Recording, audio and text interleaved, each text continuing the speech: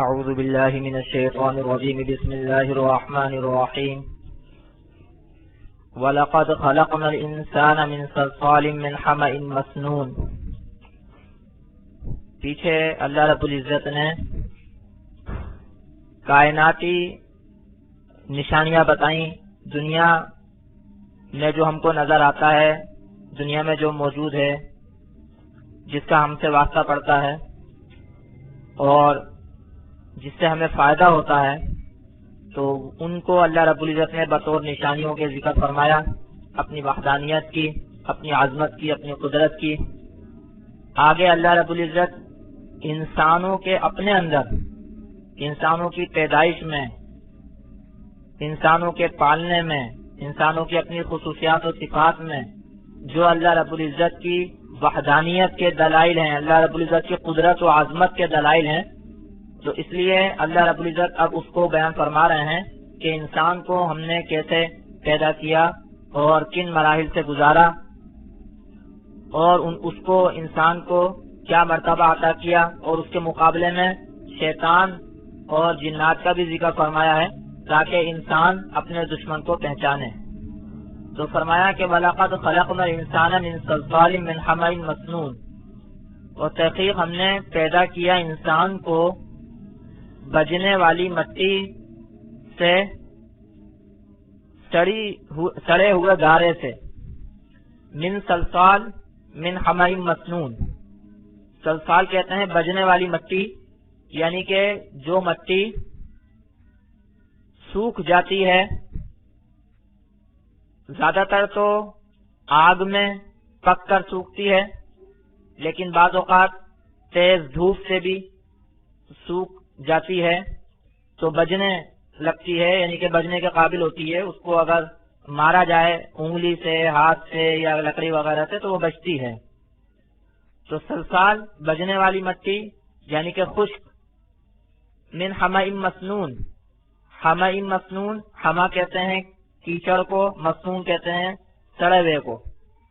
گارا جیسے ہوتا ہے کیچڑ جس کو کہتے ہیں، یعنی وہ مٹی جو پانی میں ملی ہوئی، پانی ملی ہوئی مٹی، گارا جس میں سے بو آنے لگتی ہے۔ تو اللہ فرما رہے ہیں یہاں پر کہ ہم نے انسان کو پیدا کیا بجنے والی مٹی سے، سڑے ہوئے گارے سے، اور صلصال کا ذکر پہلے کیا ہے اور اس کے بعد جو ہے وہ سڑے ہوئے گارے کا ذکر کیا ہے، یعنی گویا سڑے ہوئے گارے سے بجنے والی مٹی اور پھر اس سے انسان، اس طرح گویا کہ مرحلہ ہے، پہلے سڑا ہوا گارا اور پھر اس سے بجنے والی مٹی یعنی خشک، اور اس کے بعد انسان۔ تو قرآن نے تو گویا کہ اس کی دو اصل ذکر کی ہیں، سڑا ہوا گارا اور اس سے پھر بجنے والی مٹی یعنی کہ خشک مٹی بن گئی، اور اس سے انسان کو پیدا فرمایا۔ اب کس طریقے سے پیدا کیا، کیا اس میں تفصیلات ہیں، کیا اس میں صورتیں ہیں، کیا اس میں مراحل ہیں، اس کو قرآن نے ذکر نہیں کیا۔ سائنسدان بھی اس میں بحثیں کرتے ہیں اپنے طور پر۔ زیادہ تر سائنسدان اس بات کے قائل ہیں کہ انسان جو ہے وہ بندروں سے بنا، اور بندر مختلف جانداروں سے بنے، اس کو وہ ارتقاء کہتے ہیں، ارتقاء۔ مختصراً کہ جیسے شروع میں گویا بالکل معمولی سا جاندار بنا، اس کے بعد پھر وہ مختلف شکلیں طے کرتا ہوا سالوں میں، لاکھوں سالوں میں، ہزاروں سالوں میں یہ بنا وہ بنا، اور پھر بندر بنا، اور پھر انسان بنا۔ عام مفسرین، زیادہ تر مفسرین قرآن و حدیث کے دلائل سے اس نظریے کو رد کرتے ہیں اور اس نظریے کا انکار کرتے ہیں۔ اس نظریے کو عام طور سے ڈاروین کا نظریہ کہتے ہیں، ارتقائی نظریہ۔ یہ میں اس لیے بتا رہا ہوں کہ مختلف ڈاکومنٹریز میں اور مختلف کتابوں میں یہ نظریہ موجود ہے، اس لیے میں یہ بتا رہا ہوں کہ عام طور پر عام مفسرین قرآن و حدیث کی روشنی میں اس نظریے کو مسترد کرتے ہیں۔ وہ یہ کہتے ہیں کہ انسان کسی جانور سے، بندر وغیرہ سے نہیں بنا، بلکہ انسان خود ایک مستقل مخلوق اللہ نے پیدا فرمائی۔ البتہ یہاں میں یہ توجہ ضرور دلاؤں گا کہ سائنسدان جو یہ ارتقائی نظریہ بیان کرتے ہیں تو اس کے اندر وہ بھی جو نیچے تک پہنچتے ہیں اور اصل اور جڑ تک پہنچتے ہیں تو ان کا بھی یہ ماننا ہے کہ جو بھی جاندار ابتدا میں بنا تو وہ زمین اور مٹی سے ہی بنا۔ وہ بھی یہ مانتے ہیں کہ کوئی بھی جاندار جو شروع میں بنا، ابتدا میں بنا چھوٹا سے چھوٹا، تو وہ مٹی پانی سے ہی مل کے بنا۔ یہاں اللہ رب العزت نے انسان کی پیدائش کو جو ذکر فرمایا ہے تو اس میں بھی اللہ رب العزت نے یہی ذکر کیا ہے کہ انسان مٹی پانی سے مل کر، یعنی مٹی پانی سے گارا بن جاتا ہے تو اس سے پھر خشک مٹی اور پھر انسان بنا۔ لیکن مراحل کا یہاں پر ذکر نہیں ہے، تفصیلات یہاں پر ذکر نہیں ہے۔ اور میں نے یہ بھی واضح کر دیا کہ نظریہ ارتقاء جو ڈاروین کا نظریہ ہے کہ انسان جو ہے وہ مختلف، یعنی سب سے پہلے کوئی چھوٹا جاندار بنا، پھر اس سے کچھ اور جاندار بنے اور بندر بنا اور پھر انسان بنا، تو عام مفسرین اس کو مسترد کرتے ہیں کیونکہ قرآن سے اور حدیث سے تو یہ اندازہ ہوتا ہے اور یہ معلوم ہوتا ہے کہ انسان کو اللہ رب العزت نے ایک مستقل مخلوق کے طور پر بنایا۔ البتہ یہ ذکر ہے یہاں پر کہ مٹی سے بنایا، اور مٹی سے کیسا کہ وہ مٹی جو پانی ملی ہوئی ہوتی ہے اور بعد میں خشک ہو جاتی ہے۔ اب بعد میں خشک ہو گئی تو یہ بھی ہو سکتا ہے کہ جیسے آگ سے خشک ہو گئی، یا یہ بھی ہو سکتا ہے کہ دھوپ سے خشک ہو گئی۔ دھوپ میں بھی ظاہر سی بات سے تپش ہوتی ہے۔ تو یہاں اور جیسے آگے پہ جن کا بھی ذکر فرمایا ہے، مقصد یہاں پر یہ بتانا ہے انسان کو کہ ایک تو انسان یہ سمجھے کہ ایک ہی خالق ہے، کوئی بت خالق نہیں ہے، کوئی فلاں شخصیت اور وہ شخصیت خالق نہیں ہے، تو ایک ہی ذات جو خالق ہے وہی عبادت کے لائق ہے۔ تو انسان کو اپنی پیدائش پر غور کرنا چاہیے، اور دوسری بات یہ سمجھنا چاہیے انسان کو کہ انسان اپنے آپ میں بڑا تکبر کرتا ہے، اتراتا ہے، حالانکہ دیکھو اس کی پیدائش کتنی معمولی چیز سے ہوئی ہے۔ تو انسان کو اپنی اصلیت پر غور کرنا چاہیے اور تکبر سے باز آنا چاہیے اور اللہ رب العزت کی، اپنے خالق کی ماننا چاہیے۔ تو فرمایا کہ وَلَقَدْ خَلَقْ اچھا، اور ایک بات اور میں یہ واضح کر دوں کہ اور جو میں پہلے بھی بتا چکا ہوں کہ اللہ رب العزت نے یہاں پر انسان کی اصل پیدائش ذکر کی ہے، یعنی اصل کیسے پیدا ہوا، لیکن اب ظاہر سی بات ہے کہ اب انسان اس شکل میں نہیں ہے۔ انسان مٹی سے پیدا کیا گیا لیکن ابھی گوشت پوشت ہے اس کا، جو کہ مٹی نہیں ہے، لیکن ہاں مٹی سے، اصل میں بھی مٹی سے بنا تھا۔ اور جیسے قرآن نے دوسری جگہوں پر ذکر کیا ہے کہ جو نسل جو چلتی ہے، بچہ جو پیدا ہوتا ہے تو اس کی اصل بھی مٹی سے ہی ہوتی ہے۔ مٹی سے جو ہے وہ پودے نباتات وغیرہ اگتے ہیں، انسان اور جانور وہ کھاتے ہیں، انسان جانوروں کو کھاتا ہے، پودوں کو کھاتا ہے، اس سے جو ہے وہ خون وغیرہ بنتا ہے، نطفہ وغیرہ بنتا ہے، اس سے جو ہے وہ ماں کے پیٹ میں بچہ بنتا ہے اور وہ انسان کی شکل میں آتا ہے۔ گویا کہ اگر پیچھے کے مرحلے میں جائیں تو مٹی ہے اور وہ مٹی مختلف مرحلوں میں طے ہوتی ہوئی جو ہے وہ انسان کی شکل لیتی ہے، اور پھر جب انسان کے اوپر موت آتی ہے تو یہی جسم جو ابھی گوشت پوشت کا جسم ہے، یہ جب قبر میں جاتا ہے تو پھر کچھ عرصے بعد مختلف مراحل طے کرتا ہوا پھر مٹی ہو جاتا ہے۔ تو اصل تو انسان کی روح ہے جو باقی رہ جاتی ہے، اللہ کی طرف سے آتی ہے، اللہ کی طرف چلی جاتی ہے۔ انسان کا جسم تو اس مٹی کی پیداوار ہے اور اسی مٹی میں مل جائے گا۔ تو جو ذات انسان کو اس مٹی سے شروع میں بھی پیدا کر سکتی ہے، بعد میں اس کی نسل کے طور پر بھی پیدا کر سکتی ہے، تو انسان تو باقی رہ جاتا ہے، روح تو باقی رہ جاتی ہے، جسم یہیں سے بنتا ہے، یہیں رہ جاتا ہے، یہیں ختم ہو جاتا ہے، یہیں مٹی میں مل جاتا ہے، تو جو ذات اتنے مراحل میں انسان کو پیدا کر سکتی ہے، جسم دے سکتی ہے، تو وہ ذات مرنے کے بعد دوبارہ کیوں زندہ نہیں کر سکتی اور دوبارہ کیوں جسم نہیں دے سکتی؟ یہاں دنیا میں بھی تو جیسے میں نے ابھی بتایا، ماں کے پیٹ میں بچہ بن رہا ہوتا ہے، 4 مہینے کا ہوتا ہے، اس وقت اس میں روح نہیں ہوتی، 4 مہینے کا جب ہو جاتا ہے تو اب اس جسم میں روح آتی ہے اللہ کی طرف سے۔ تو اس سے پہلے وہ بے جان یعنی بے روح کا ہوتا ہے۔ وہ سائنسدان بھی اس بات کو تسلیم کرتے ہیں، ڈاکٹر بھی اس بات کو تسلیم کرتے ہیں کہ 4 مہینے سے پہلے اس میں حرکت اور روح نہیں ہوتی۔ تو جسم تو اس دنیا سے ہی بنا، اس دنیا میں ہی رہ جائے گا۔ اصل تو انسان روح ہے، تو روح تو اللہ کی طرف سے آتی ہے، اللہ کی طرف چلی جاتی ہے، تو اللہ تعالیٰ اس روح کو دوبارہ کوئی جسم دے دے گا، تو اس میں کون سی مشکل بات ہے؟ تو یہ ساری باتیں یہاں پر بتانا اور سمجھانا مقصد ہے اللہ رب العزت کا۔ تو فرمایا کہ وَلَقَدْ خَلَقْنَا الْإِنسَانَ مِنْ صَلْصَالٍ مِنْ حَمَإٍ مَسْنُونٍ، اور تحقیق ہم نے انسان کو پیدا کیا بجنے والی مٹی سے، سڑے ہوئے گارے سے۔ وَالْجَانَّ خَلَقْنَاهُ مِنْ قَبْلُ مِنْ نَارِ السَّمُومِ، اور جن کو ہم نے پیدا کیا اس سے پہلے آگ سے لو والی،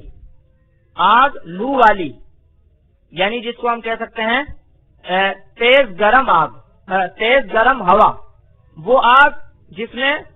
ہوا ملی ہوئی ہو، یا یوں کہہ لیں کہ وہ ہوا جس میں آگ ملی ہوئی ہو، یعنی آگ ہوا ملی ہوئی، تیز گرم ہوا جو آگ کی طرح، آگ کی لپٹ بھی اس کو کہہ سکتے ہیں، آگ کی لپٹ بھی اس کو کہہ سکتے ہیں، کیونکہ اس آگ کی لپٹ میں ہوا ملی ہوئی ہوتی ہے۔ تو اللہ رب العزت فرما رہے ہیں کہ جن کو ہم نے اس سے پیدا کیا، قدیم زمانے سے تو مختلف جو دانشور ہیں، سائنسدان وغیرہ ہیں، وہ اس بات پر ہی غور کرتے رہے کہ مخلوق جو ہے وہ کائے سے پیدا ہوتی ہے، اور اسی پر ساری محنت کرتے رہے، تحقیق کرتے رہے کہ مخلوق جو ہے وہ مٹی سے پیدا ہوتی ہے۔ لیکن اب جو ہے وہ سائنسدان اس پر بھی غور کر رہے ہیں کہ ہو سکتا ہے کہ کوئی مخلوق جو ہے وہ مٹی کے علاوہ آگ کے عنصر سے بھی پیدا ہو سکتی ہے۔ اب اس پر غور کر رہے ہیں۔ قرآن کریم نے پہلے ہی بتا دیا کہ جن کو آگ سے پیدا کیا گیا ہے، ایسی آگ جو ہوا ملی ہوئی ہو۔ تو یہ اللہ رب العزت کی قدرت ہے، اللہ رب العزت کی عظمت ہے، اللہ رب العزت کی خلاقیت ہے کہ اللہ رب العزت نے مٹی سے بھی مخلوق پیدا فرمائی، اللہ رب العزت نے آگ سے بھی مخلوق پیدا فرمائی، پانی اور مٹی کو ملا کر بھی مخلوق بنائی، اور آگ اور ہوا کو ملا کر بھی مخلوق بنائی۔ ایک مخلوق بنائی ہوا، پانی اور مٹی کو ملا کر انسان، پانی اور مٹی کو ملا کر انسان بنایا، اور آگ اور ہوا کو ملا کر جن بنایا،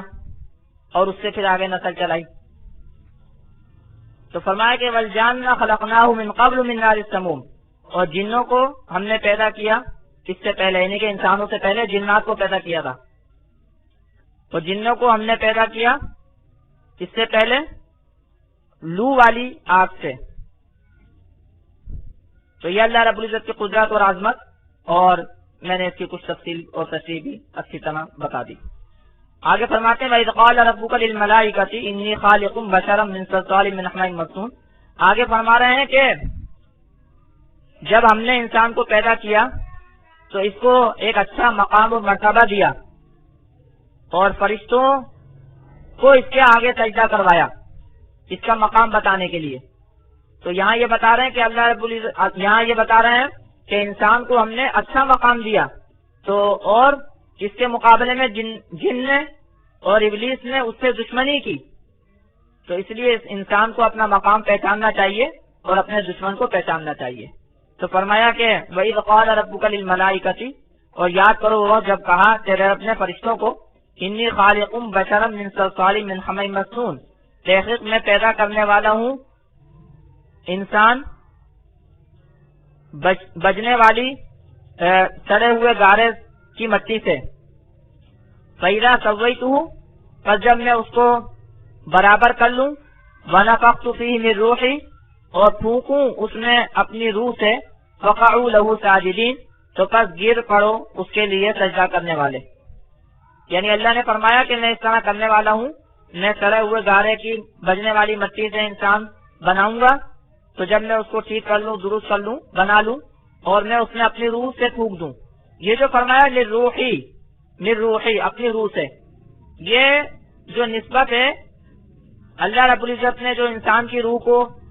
اپنی نسبت دی ہے، اس میں علماء نے کافی بحثیں کی ہیں اور کافی باتیں کی ہیں۔ میں یہاں بس مختصراً یہی کہوں گا کہ یہ جو نسبت ہے یہ گویا کہ ایک تکریم کی نسبت ہے، تکریم کی نسبت ہے۔ یہ مطلب نہیں ہے کہ کوئی اللہ تعالیٰ سے وہ روح جو ہے وہ جدا ہو کر انسان میں چلی گئی، یہ مقصد نہیں ہے، بلکہ اللہ رب العزت کے پاس جو روحوں کا خزانہ ہے، اللہ رب العزت کے پاس، جیسے مثال کے طور پر کوئی کہے کہ میں نے اپنے مال میں سے اس کو دیا، تو اللہ رب العزت کے پاس روحوں کا خزانہ ہے، تو وہ روحوں کا خزانے میں سے اللہ رب العزت نے انسان کو روح دی۔ تو اس میں یہ مقصد نہیں ہے کہ کوئی جس طرح اللہ رب العزت کے پاس بہت سارے خزانے ہیں، بہت ساری چیزوں کے خزانے ہیں، مال و دولت کے بھی خزانے ہیں اور بارش کے بھی خزانے ہیں، مختلف چیزوں کے بہت خزانے ہیں اللہ رب العزت کے پاس، اور اللہ رب العزت وہ دیتے ہیں، اس کے مختلف ذرائع ہیں، مختلف اسباب ہیں۔ تو اس طرح روحوں کا بھی اللہ رب العزت کے پاس خزانہ ہے۔ تو اللہ رب العزت فرما رہے ہیں کہ میں نے اپنی روح میں سے، میں جب اس میں پھونکوں، تو اللہ رب العزت نے یہ جو کہا ہے کہ میری روح، یعنی میری روحوں کا خزانہ، اس میں سے میں اس میں پھونکوں گا۔ تو فرمایا وَنَفَخْتُ فِيهِ مِن رُوحِي، اور میں پس جب پیدا سویتہ، پس جب میں اس کو برابر کروں، وَنَفَخْتُ فِيهِ مِن رُوحِي، اور میں پھونک دوں اس میں اپنے روح سے۔ پھر میں سمجھا رہا ہوں کہ یہ مقصد نہیں ہے کہ اللہ رب العزت کی جو اللہ رب العزت ایک روح ہے اور اس روح میں سے جو ہے کچھ حصہ جو ہے وہ علیحدہ ہو کر انسان میں چلا گیا، ایسا نہیں ہے، ایسا نہیں ہے، بلکہ روحوں کا خزانہ اللہ رب العزت کا ہے۔ تو اللہ رب العزت فرما رہے ہیں کہ اس خزانے میں سے جب میں روح ڈالوں انسان میں، تو فَقَعُوا لَهُ سَاجِدِينَ، تو پس گر پڑو اس کے لیے سجدہ کرنے والے، یعنی اس کو سجدہ کرو اور اس کے مقام کا اعتراف کرو۔ فَإِذَا سَوَّيْتُهُ، پس جب میں اس کو درست کر لوں، وَنَفَخْتُ فِيهِ مِن رُوحِي، اور پھونکوں اس میں اپنی روح سے، فَقَعُوا لَهُ سَاجِدِينَ، پس گر پڑو اس کے لیے سجدہ کرنے والے۔ وَسَجَدَ الْمَلَائِكَةُ كُلُّهُمْ أَجْمَعُونَ، پس سجدہ کیا فرشتوں نے، سب نے، سب کے سب نے، الا ابلیس، مگر ابلیس نے۔ ابلیس جو ہے یہ جنات میں سے تھا، قرآن کہتا ہے ایک دوسری جگہ پر کان من الجن، جنات میں سے تھا۔ یہ عبادات کرتے ہوئے بڑے مرتبے تک پہنچ گیا تھا اور فرشتوں کے ساتھ رہتا تھا، تو اس لیے حکم اس کو بھی تھا، لیکن ابلیس سجدے میں نہیں پڑا، ابلیس نے انکار کیا۔ تو فرمایا فسجد الملائکۃ کلھم اجمعون، پس سجدہ کیا فرشتوں نے، سب نے، ساروں کے ساروں نے، الا ابلیس، مگر ابلیس نے نہیں کیا، الا ابلیس، مگر ابلیس، ابا ان یکون مع الساجدین، انکار کیا اس نے کہ وہ سجدہ کرنے والوں کے ساتھ، یعنی سجدہ کرنے والوں کے ساتھ ہونا تھا اس کو بھی، سجدے کا حکم اس کو بھی تھا، لیکن اس نے انکار کیا کہ وہ سجدہ کرنے والوں کے ساتھ ہو، سجدہ کرنے والوں میں نہیں ہوا وہ۔ قال یا ابلیس ما لک الا تکون مع الساجدین، کہا اللہ نے اے ابلیس کیا ہوا تجھ کو کہ تو نہ ہوا سجدہ کرنے والوں کے ساتھ۔ قال لم اکن لاسجد لبشر خلقته من صلصال من حمأ مسنون، کہا اس نے کہ میں نہیں ہوں کہ میں سجدہ کروں کسی بشر کے واسطے کہ جس کو تو نے پیدا کیا بجنے والے سڑے ہوئے گارے سے۔ اس نے یعنی اصلیت کو دیکھا، اس نے اللہ رب العزت کے حکم کو نہیں دیکھا، اس نے اپنی عقل کو دیکھا۔ اور دوسری جگہ آتا ہے اس نے کہا کہ میں تو آگ سے بنا ہوں اور آگ تو اوپر جاتی ہے اور یہ تو مٹی سے بنا ہے، مٹی نیچے جاتی ہے، تو میں اس سے افضل ہوا، میں اس کو کیسے سجدہ کروں۔ اس نے یہ نہیں دیکھا کہ اللہ کا کیا حکم ہے، خالق کا کیا حکم ہے، خالق کے حکم کو ماننا یہ اصل ہے۔ یہ بات ساری یہاں پر سمجھائی جا رہی ہے تو خالق نے جب کہا، خالق جنات کا بھی اللہ ایک وحدہ لا شریک اور انسان کا بھی ایک اللہ، تو جب خالق کہہ رہا ہے تو خالق کی ماننی چاہیے، لیکن اس نے اپنی چلائی. تو قال لم اكن لاسجد لبشر خلقته من صلصال من حمأ مسنون، کہا اس نے کہ میں نہیں ہوں کہ میں سجدہ کروں کسی انسان کو کہ جس کو تو نے پیدا کیا بجنے والی مٹی سڑے ہوئے گارے سے. قال فاخرج منها فانك رجيم، کہا اللہ نے کہ پس نکل جا اس سے، پس تحقیق تو مردود ہے، تو مسترد کیا گیا ہے، تو مردود ہے، مسترد کیا گیا ہے. یہ جو فرمایا کہ نکل یہاں سے، تو اس میں کئی امکانات ہیں. اگر جنت میں تھے تو جنت سے نکلنے کا حکم ہے، اور اگر آسمانوں پہ تھے تو آسمانوں سے نکلنے کا حکم ہے، اور یا یہ کہ جس مقام پر ابھی تو ہے، جو مقام ابھی تجھ کو ہم نے دیا ہوا ہے، وہاں سے نکل. تو قال فاخرج منها، کہاں نکل اس سے، فإنك رجيم، پس تحقیق تو مردود ہے، مسترد کیا گیا ہے، دھتکارا ہوا ہے. وَإِنَّ عَلَيْكَ اللَّعْنَةَ إِلَىٰ يَوْمِ الدِّينِ، اور تحقیق تیرے اوپر لعنت ہے روز جزا تک، روز جزا تک یعنی قیامت کے دن تک تیرے اوپر لعنت ہے. اللہ کی لعنت، فرشتوں کی لعنت، سب انسانوں کی لعنت،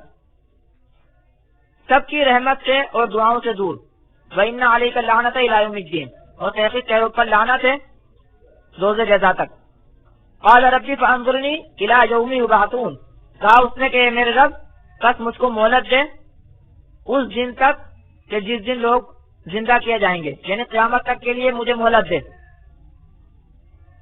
قال فإنک من المنظرین، کہا بس تحقیق تو ڈھیل دیے گئے میں سے ہے، الی یوم الوقت المعلوم، ایک مقررہ وقت تک، ایک معلوم وقت تک. آپ اندازہ لگائیے، حالانکہ حیرانی کی بات ہے کہ خالق کے آگے اس طرح بول رہا ہے اور خالق سے مہلت مانگ رہا ہے اور کہہ رہا ہے کہ میں جو ہے نا اغوا کروں گا، گمراہ کروں گا. تو یہ سب اصل میں تکبر کی وجہ سے تھا. حیرانگی ہمیں ہوتی ہے، ہمیں حیرانگی ہوتی ہے، لیکن وہ ایسا کر رہا تھا کیوں؟ کیونکہ تکبر تھا اس کو. تکبر ہی کی وجہ سے اس نے سجدے سے انکار کیا، اور تکبر ہی کی وجہ سے اس نے ارادہ کیا اور کہا اللہ سے کہ میں جس کو تو نے میرے اوپر بڑھ کیا ہے، جس کو تو نے میرے اوپر مقام عطا کیا ہے، تو میں اس کو گمراہ کروں گا، اس کو نقصان میں لے کے جاؤں گا اور ہلاک و برباد کروں گا. تو یہ سارا تکبر کی وجہ سے، اور تکبر کی وجہ سے پھر دشمنی پیدا ہوئی. تو قال ربی فانظرنی الی یوم یبعثون، کہا اس نے کہ اے میرے رب بس مہلت دے مجھ کو اس دن تک جس دن لوگوں کو زندہ کیا جائے گا، دوبارہ اٹھایا جائے گا. قال فإنک من المنظرین، کہا کہ تک تحقیق تو ڈھیل دیے گئے میں سے ہے، الی یوم الوقت المعلوم، ایک معلوم وقت تک. علماء نے یہاں لکھا ہے کہ یعنی اس نے مہلت تو مانگی تھی اس دن تک جس دن زندہ کیے جائیں گے، لیکن اللہ نے اس کو مہلت دی ہے قیامت تک، یعنی اس وقت تک جب دنیا برباد کی جائے گی. اس وقت تک کی مہلت نہیں دی کہ جس دن تک لوگوں کو اٹھایا جائے گا اور زندہ کیا جائے گا. دونوں وقتوں میں فرق ہے. ایک وقت وہ ہے کہ جب دنیا برباد ہوگی جس کو ہم قیامت کہتے ہیں، اور ایک وقت وہ ہے کہ جب لوگوں کو دوبارہ زندہ کیا جائے گا. دونوں میں فرق ہے. تو اس نے مہلت مانگی تھی دوسرے وقت تک کے لیے کہ جس وقت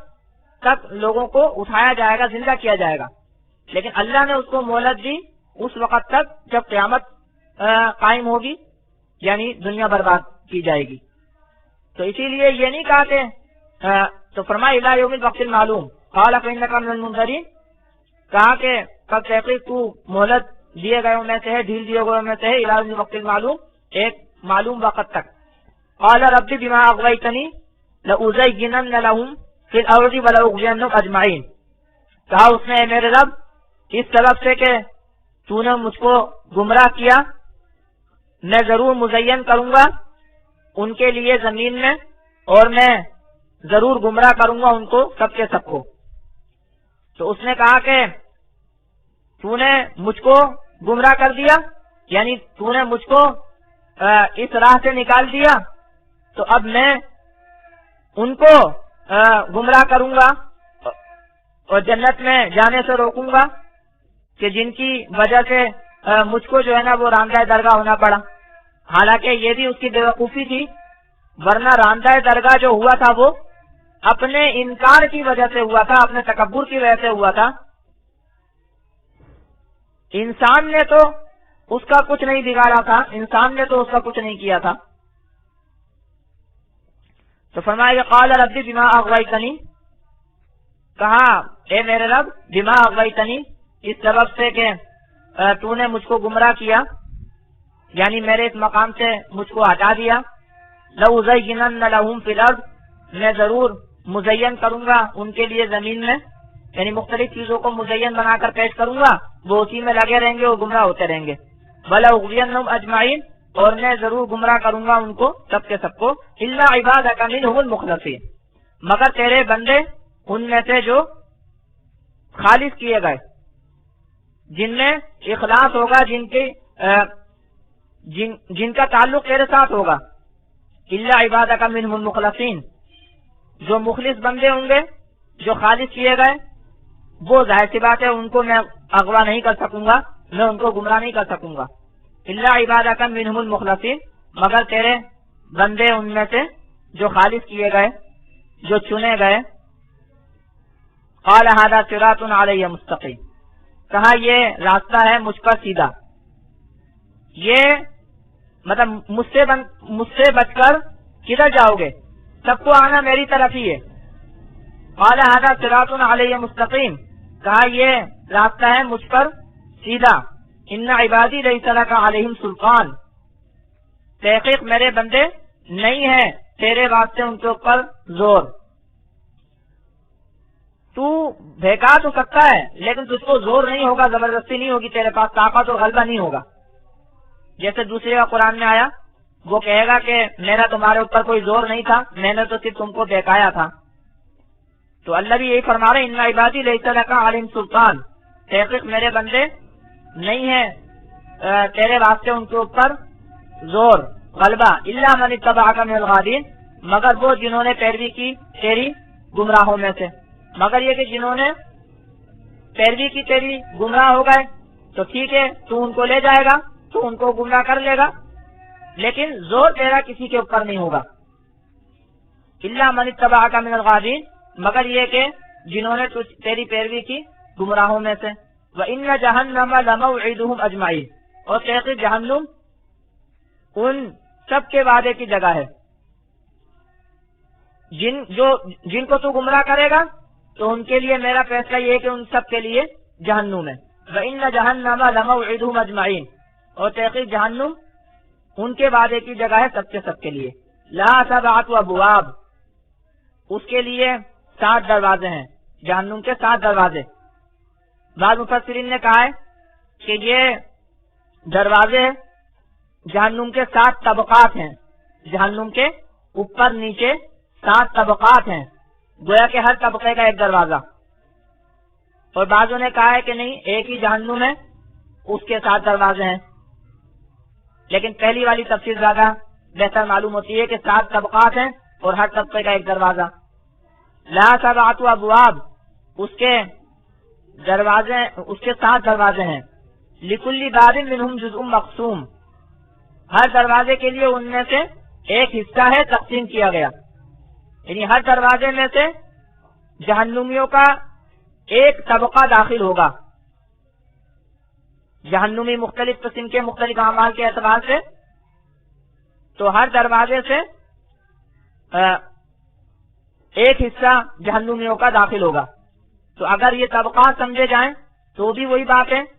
کہ ایک طبقہ ایک قسم کے جہنمیوں کے لیے، ایک طبقہ دوسرے قسم کے جہنمیوں کے لیے، اس طرح 7 طبقات، اور 7 طبقات میں سے ہر طبقے کا ایک دروازہ۔ تو مختلف جہنمی اپنی قسم کے اعتبار سے جہنم کے ایک طبقے میں جائیں گے، جیسے قرآن میں ذکر ہے ان المنافقین فی الدرک الاسفل من النار، کہ منافقین جو ہے وہ جہنم کے سب سے نچلے طبقے میں ہوں گے۔ تو فرمایا لہا سبعۃ ابواب، اس کے 7 دروازے ہیں، لکل باب منہم جزء مقسوم، ہر دروازے کے لیے ان میں سے ایک حصہ ہے تقسیم کیا گیا۔ اللہ تعالیٰ ہمیں جہنم سے محفوظ فرمائے، اور آگے جنت کا ذکر آ رہا ہے، اللہ تعالیٰ ہمیں جنت میں داخل فرمائے۔